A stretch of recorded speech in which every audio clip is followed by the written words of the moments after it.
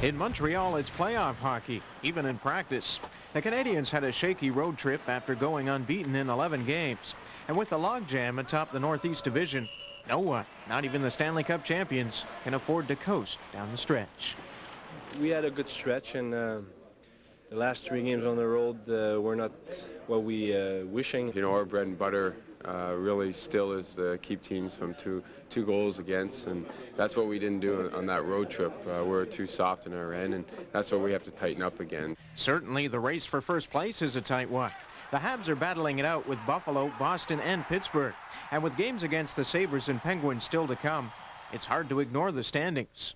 Well, I think the important thing is always knowing your situation and where you're at, and I think it adds a little bit of emphasis before you go out to practice. You know, you give that little extra when you realize that you haven't played as well and you've fallen behind a couple teams, and for us, the impetus is really to get back on top. Winning the division means home ice advantage for the first 2 rounds of the playoffs, something the Canadiens captain considers crucial. I think for me it's important. We always played well in the Forum.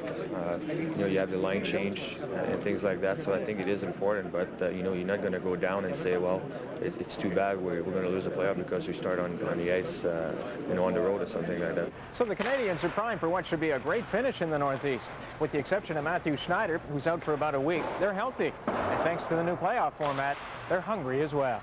Rob Sinclair, TSN in Montreal.